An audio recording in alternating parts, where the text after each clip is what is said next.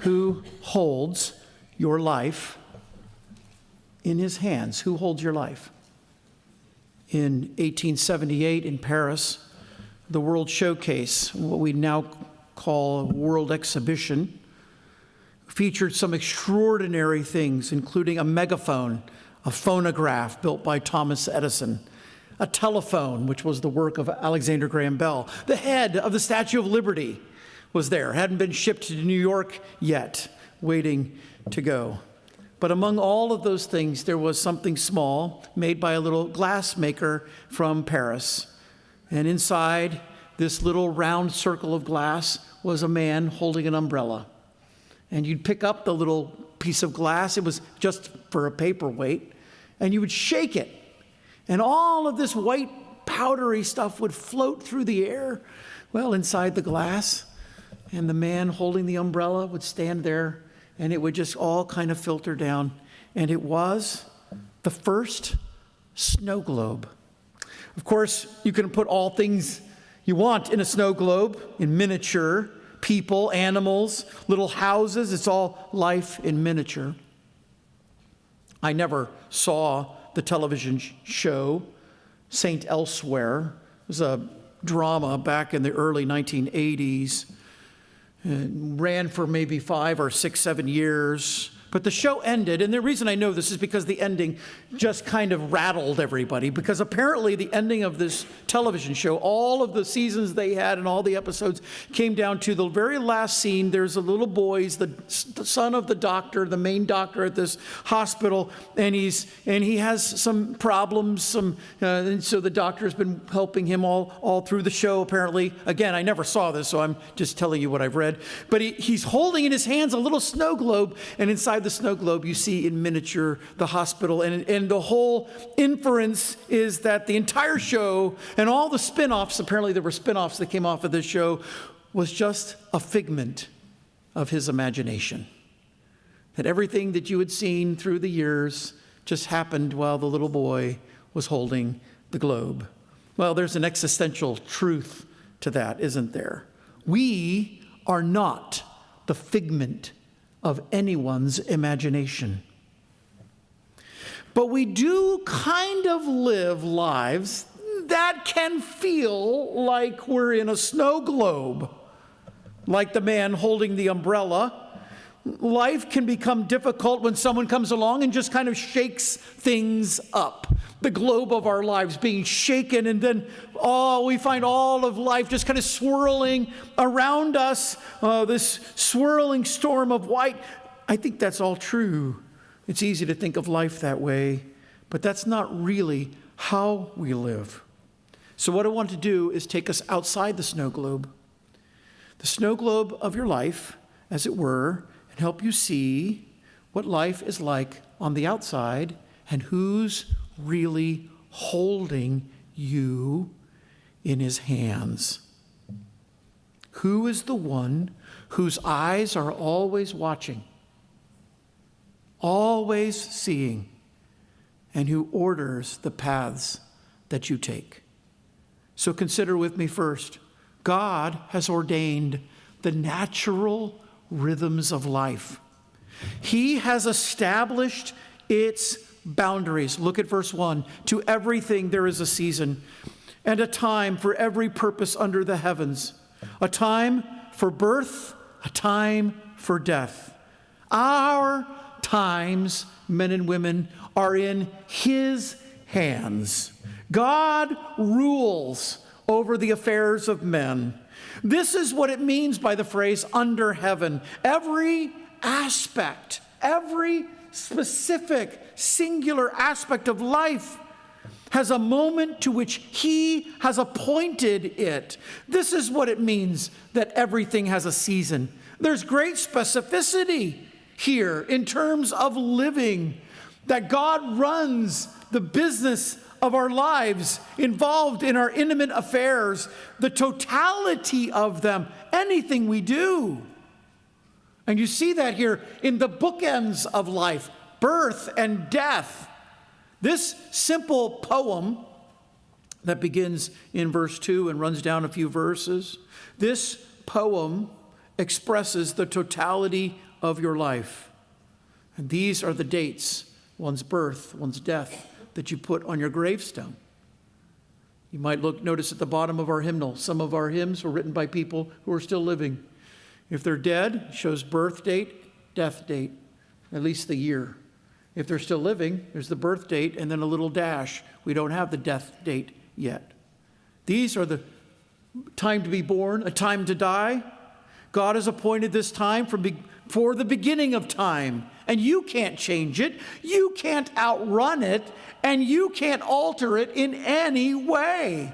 Everything, letter B, everything we do is within these parameters.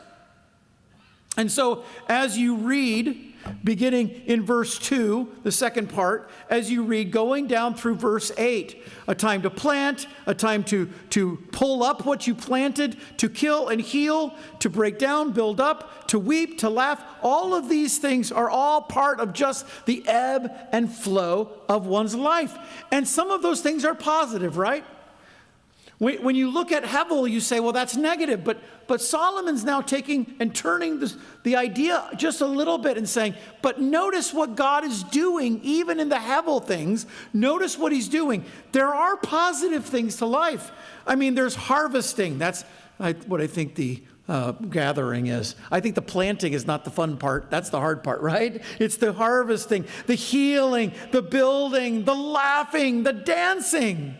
The gathering, the embracing, searching, keeping, mending, speaking, loving, peace. These are the things that bring joy and blessings to one's life.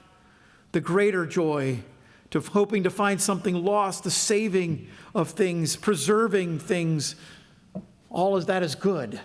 We love that. And then, of course, there's the negative aspects of life, the things we don't want to talk about. There's the labor of planting and the destruction in killing and the ruin in tearing down.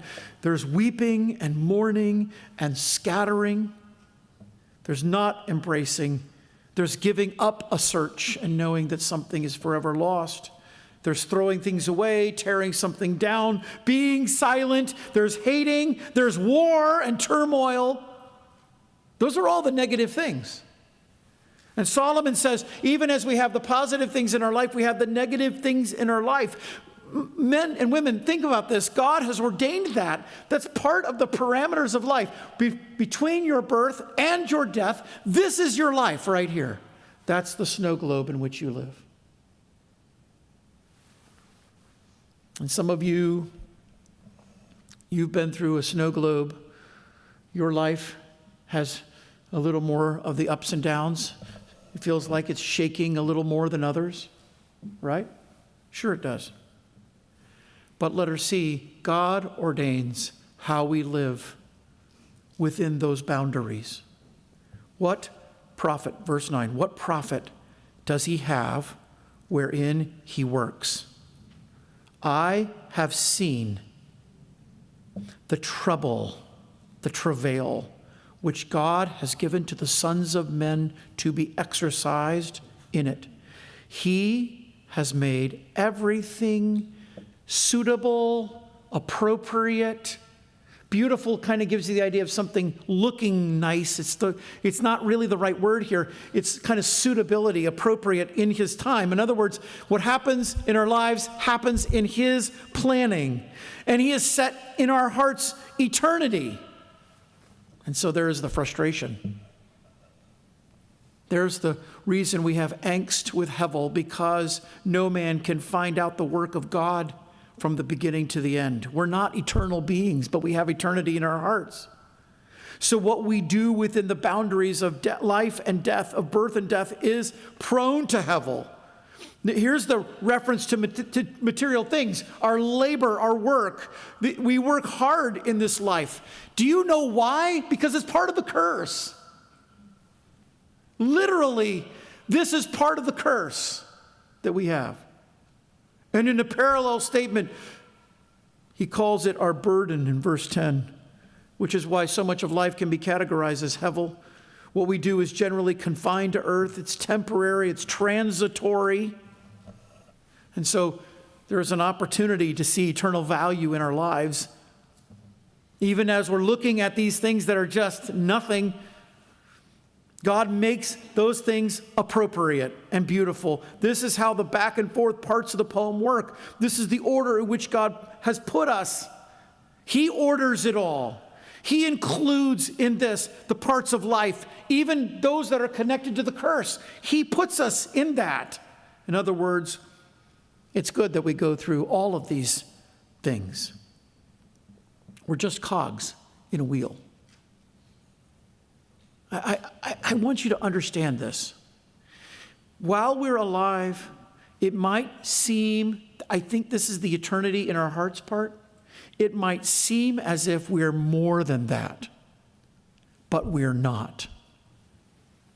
How many Caesars can you name? Julius, Octavian, that's Augustus, Nero, thank you, John. I had Nero already. Tiberius, Hadrian, Diocletian. I'm missing a bunch of them. That was Caesar. Tell me, who was the 14th vice president of the United States? You might be able to pull out the president. Who lost the election that year? Oh, it's hard. You might think in the moment that's important. Just give it a few years, and you'll find that you're just a cog in a wheel. That's okay. You're a person who plants and uproots. You're a person who goes through this process of dancing and not dancing, of laughing and not laughing.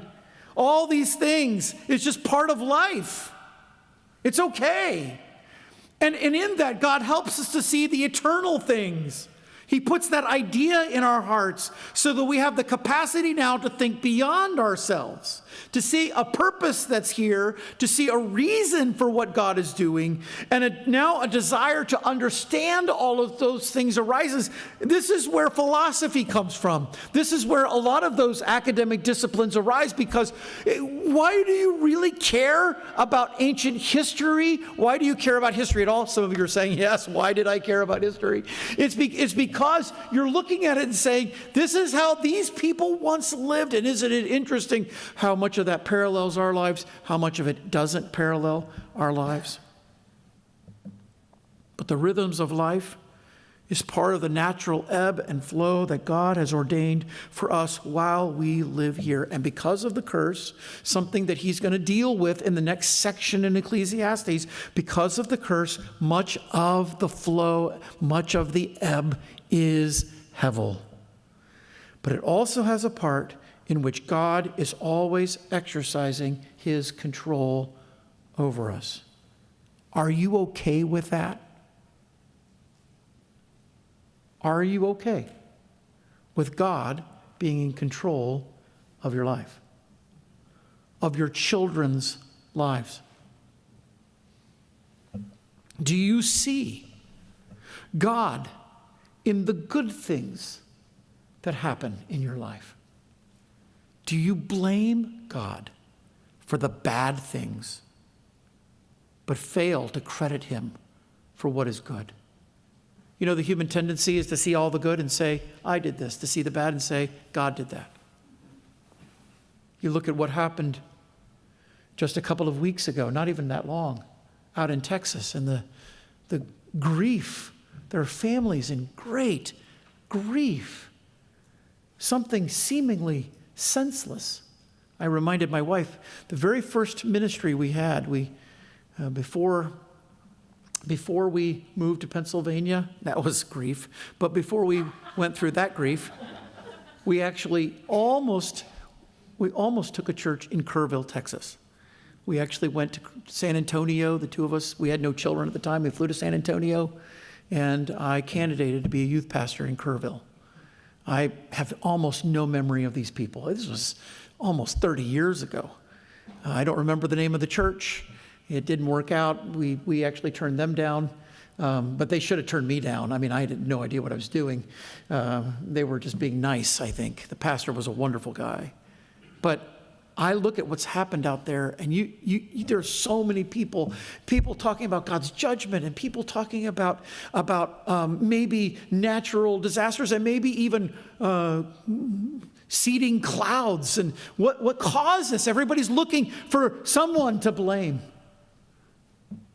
But I think about something Samuel Radagast wrote in 1675. Yeah, it was a while back. Here's what he wrote. What God ordains is always good. His will is just and holy. As he directs my life for me, I follow meek and lowly. My God indeed in every need knows well how he will shield me. So to my God I yield me. What God ordains is always good. He is my friend and father. He suffers not to do me harm, though many storms may gather. Now I may know both joy and woe. Someday I will see clearly that he has loved me dearly. What God ordains is always good, though I the cup am drinking, which savors now of bitterness. I take it without shrinking. For after grief, God gives relief, my heart with comfort filling, and all my sorrow stilling. What God ordains is always good. This truth remains unshaken. Though sorrow, need, or death be mine, I shall not be forsaken. I fear no harm, for with his arm he shall embrace and shield me. So to my God, I yield me. That's the important part of this. I yield me.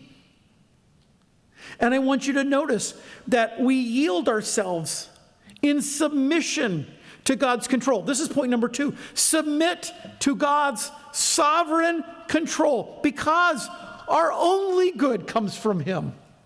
Verse 12, I know that there is no good in them, but for a man to rejoice and to do good in his life, and that a man should eat and drink and enjoy the good of his labor. It is the gift of God.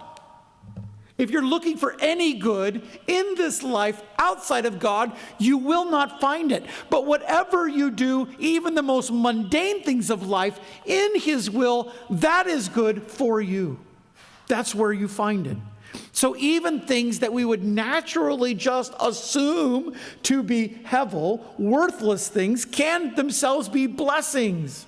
The work you do has meaning within God's sovereign plan for your life, and by your doing of it, according to his will, not your will, but his, you find the joy that he's set before you, the goodness in the action itself, and even some measure of satisfaction.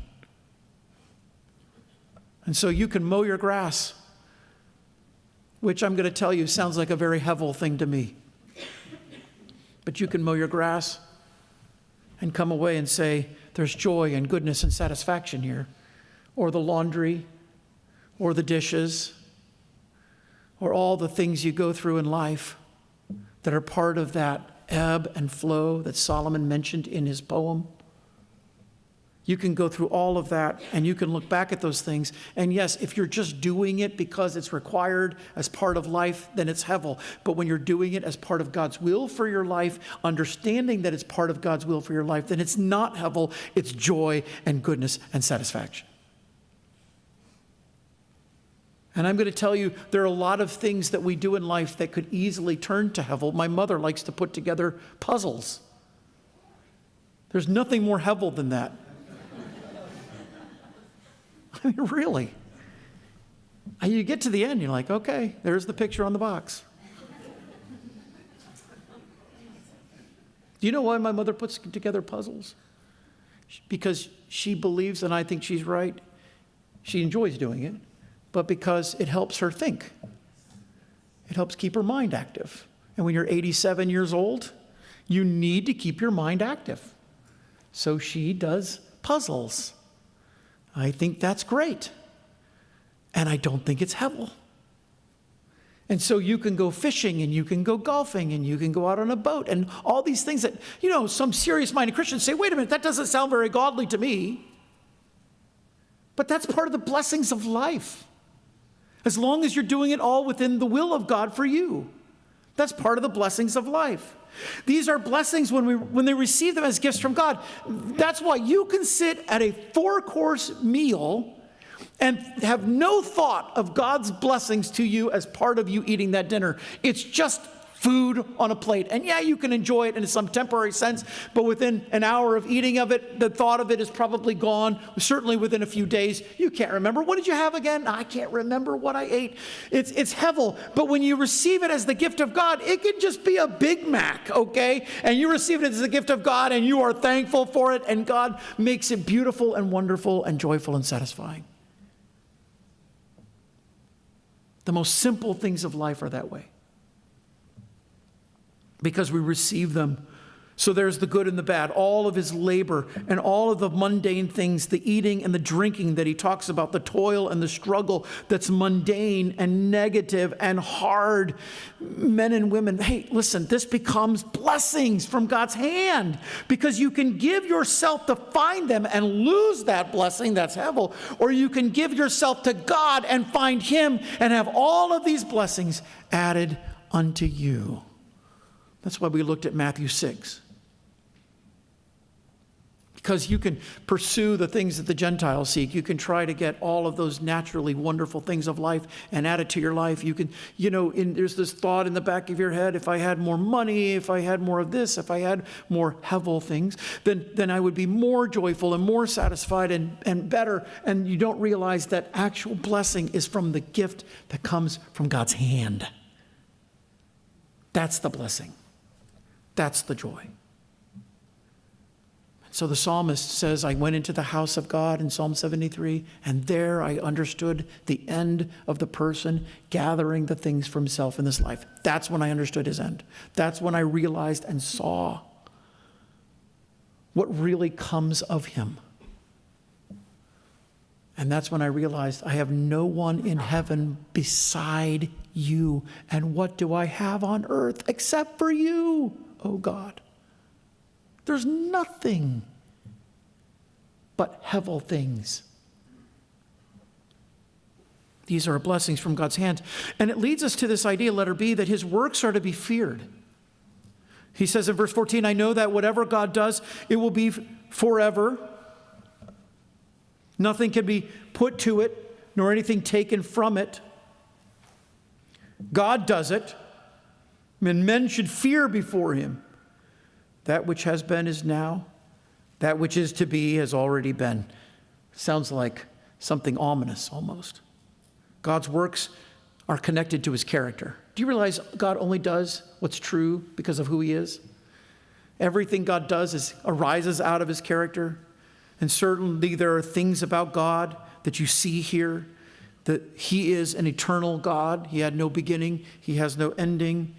He is an immutable God. That is, he never changes in his character. He's fundamentally unchanging. And because of that, his works are unchanging. You cannot add to God's works. You cannot detract from God's works. They are uniquely God's. That's part of his character, his eternality, his immutability. He is established. They have been that way. They will be that way. Yes, technology changes a bit about how we live.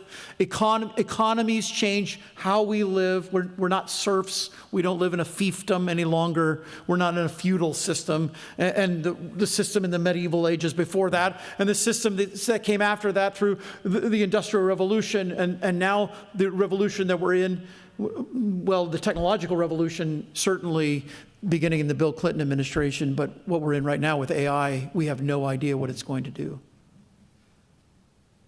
It's really quite amazing. I'm giving myself a year to try to learn AI. People say pastors shouldn't use AI. I will use whatever tool I can to do better. I think pastors should do their own work, but I'll use any tool I can to do better. And I can tell you this, it is a revolution coming. An economic revolution's coming when a computer can do what people could do and faster and better, and they don't get sick, and they don't have children and all of that. It's pretty amazing. It's a revolution coming. That's fine. Because do you know what? Life doesn't really change. Because the people who lived 1,000 years ago kind of lived like we live. They get up in the morning and they said, I need to get something to eat. And they didn't have refrigerators, but they had ways of keeping food fresh in some way for a little bit of time anyway. They would eat if they could. They would eat and they would live their life. They would work. And some of them did manual labor and some did what you would call more like a white collar job, but they didn't have collars, a white robe job, right? I mean, it's a robe, but that's okay. They would go home to their families, and the wives, they had lives that were kind of like we have now, and life just kind of goes on in every culture and every time. That's why we began this whole study, that life is kind of a puzzle, but it's the same for everybody and every time and every place. You're born, you die, and go through that poem again. You plant, you uproot. You dance, you don't dance. You laugh, you don't laugh. That's life. That's what life is. And when you realize that it's that way because he ordained it that way and because he is eternal and immutable. Those are the only two qualities Solomon's dealing with. He doesn't deal with his mercy and his love and all the other qualities that make God great, his holiness. He's just dealing with those two qualities. But when you realize the nature of God and out of his nature arises his works, then you have to stop and say, I should fear before him. I am a small, tiny cog in this giant wheel that God has created. And how did David write? Man is like the grass of the field. Like a flower, he flourishes. But the wind passes over it, and it is gone, and the place thereof shall remember it no more. Our church sits on the bachelor farm. The bachelors farmed this land from right before the Civil War. Apparently, before we bought the farm, it wasn't uncommon to find musket balls from the Civil War, other kinds of shot, grape shot and that kind of thing out in the field here. They would find it when they were digging. But then I also heard you could find arrowheads from people who were here before that, and people who were here before that. And life just goes around in these circles. And the people who lived then are like the people who will live in the future, and God has ordained it that way, and you should fear him for that, because he is eternal. When you look at and think about eternality, every time I stand and look at the ocean, I shudder just a little bit because of how big it is. And then you think, if you get any sense of how big our universe is, then you should really shudder, because the ocean is nothing compared to the universe. And God's eternality is so much greater than that. His immutability, the fact that he doesn't ever change. And so we fear him because his works are so much greater than ours. Our works are lesser because our life described in verses 2-8, that poem, is temporary. Because it is changing. Our lives change. There's the up and the down, and then we're really up, and then we're down, and then we're down a little more, and maybe even down a little more, and then we're back to even again, and then we're up again. And that's life. And actually there's kind of within us a joy of having seasons. My son lives in paradise, but he doesn't really enjoy Christmas because it's 71 degrees, as it was the day before, and as it will be the next 100 days after, right? I mean, he doesn't have a season. We have seasons. And I think there is kind of an enjoyment with that, but it's part of how God made it. The ebb and the flow, because he's the one who sets it up. And Solomon says that should cause you just to step back in awe of him and say, I fear him. But that leads us to our last point, because Solomon says he is our ultimate judge. You see in the middle of verse 15, he says, God seeks justice for the persecuted. Now, I just translated that. I don't know what your translation says. Okay, every translation has something just about different. Modern translations have it a little differently, but I think the Hebrew translates this way. And God seeks justice for the persecuted.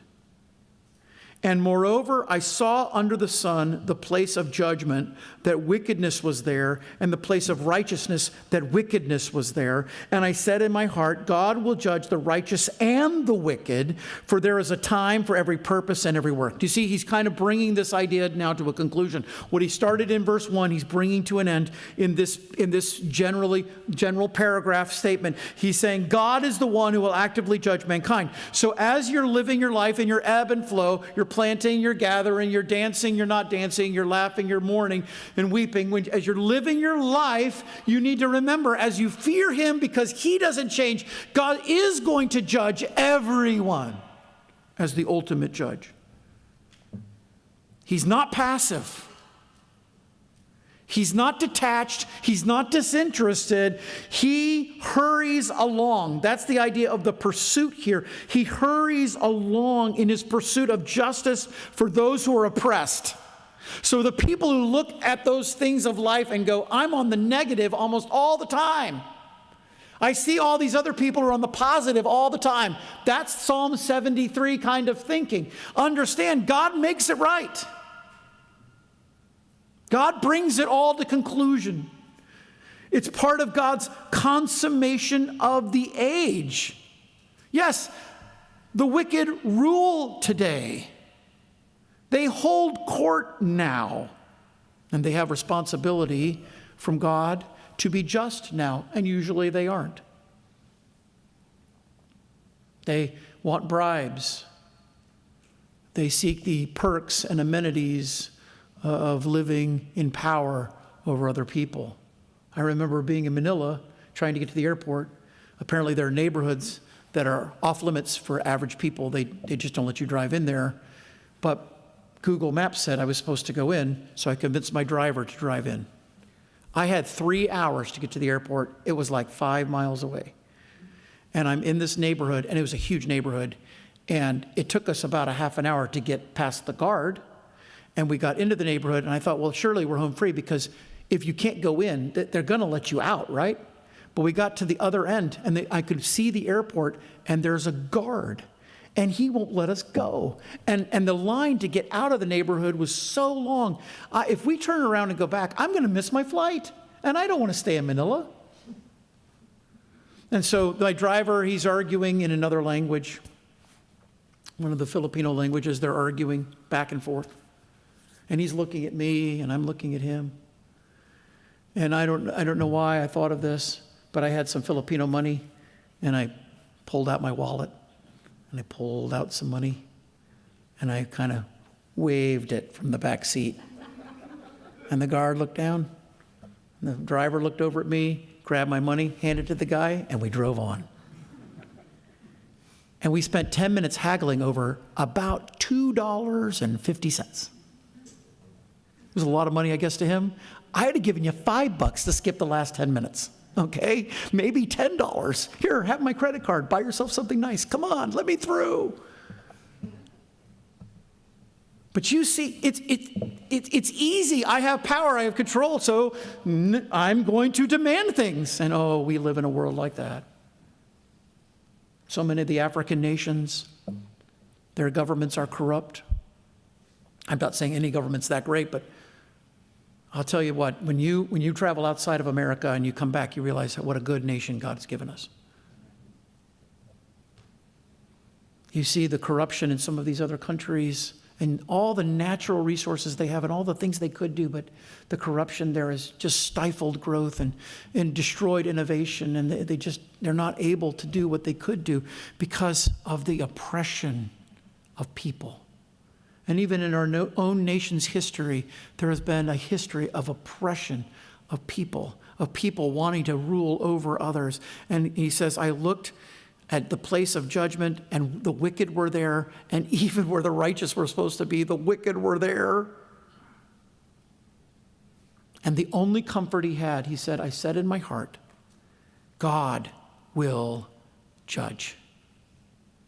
God will stand as the judge and rule in the end and bring everyone and everything into judgment. When you walk through the ebb and flow of life, back in that poem, verse 2 to verse 8, when you go through that poem, you realize as you feel like your life is being shaken. Remember, you're the man holding the umbrella, and you feel like your life is being shaken, and the cloudy swirl of white is going around you. It just feels like my life's out of control. But as you're making decisions and thinking through options and trying to come up with the best idea to make your life advance, you must realize that at the end there is a God who judges every choice that you make, every decision, gets put under his microscope. Of course, for believers, it's not sad and evil. It's all of our sins have been judged at the cross. We have a Bema seat. We have the judgment seat, and it will be good things. And for some, not much. They'll be saved so as by fire, not much. But they'll be saved. Good things. But for the wicked, it's the judgment of God.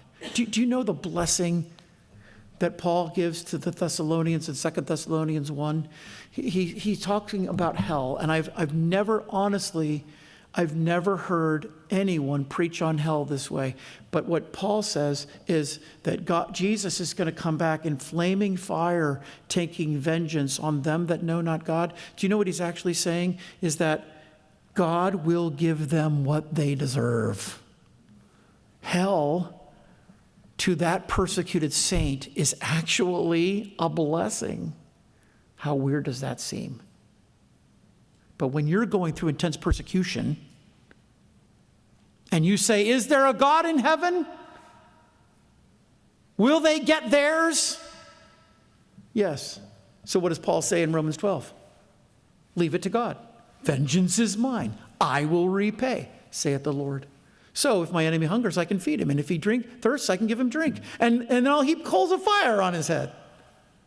Because I'll just let God handle all of it. Because everything will be judged. So do you submit to God because your best and greatest good comes from him? Do you submit to God because his works are to be feared, because of his character and his attributes? Do you fear him, and do you submit to him because he's our ultimate judge? Because Solomon says, this is how you live a life that's not hevel. You may have the most mundane life of anybody in this room. Your day-to-day might be just incredibly mundane, but if you live your life as part of the will of God for you, you elevate that out of the mundane into the glorious throne of God. And if you have the most important job of anybody in this room, you're important and people look to you and you're influential, but you do it because you want to do it, because of you not de-elevate. What do? It's down. You take what should be great from the hand of God and you minimize it and trivialize it, and it becomes hevel. Oh, friend, the blessing of life is seeing who holds your snow globe in his hands. I want you to open your hymnal to hymn number 108. A.T. Pearson wrote a poem. My late friend Al Smith wrote the music. We don't sing it very often. What though the shade and sunshine, everything that befalls me? Who planned it? Who planned it? My Father planned it all. So I can sing through the shade and the sunshine, and I can rejoice whatever befalls, right? I can say, isn't it great what God's doing in my life to bring about his plans? We're going to sing this. I didn't tell the pianist, so I'm surprised. We're going to sing this hymn number 108. And I want us to stand and sing. And after we're done singing, I'm going to ask Don Koval to dismiss us in prayer. We'll stand and sing hymn number 108.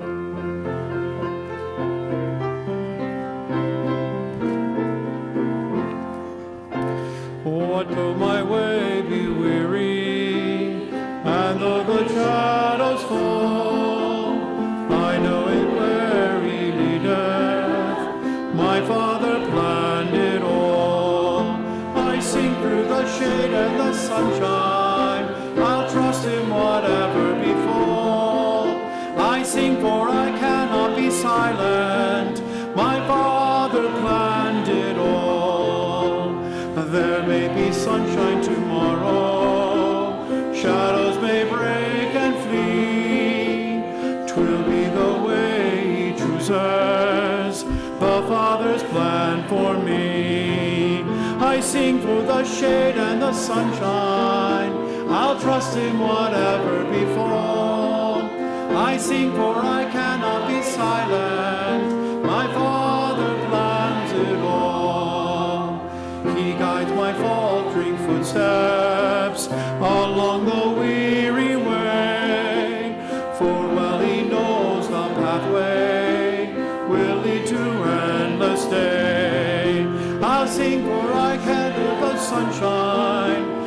trust him whatever befall.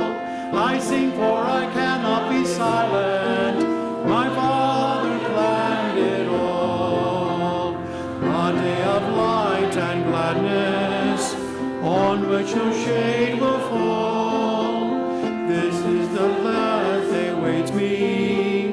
My Father planned. Let's sing it together. I sing through the shade and the sunshine. I'll trust him whatever befall. I sing for I cannot be silent. My Father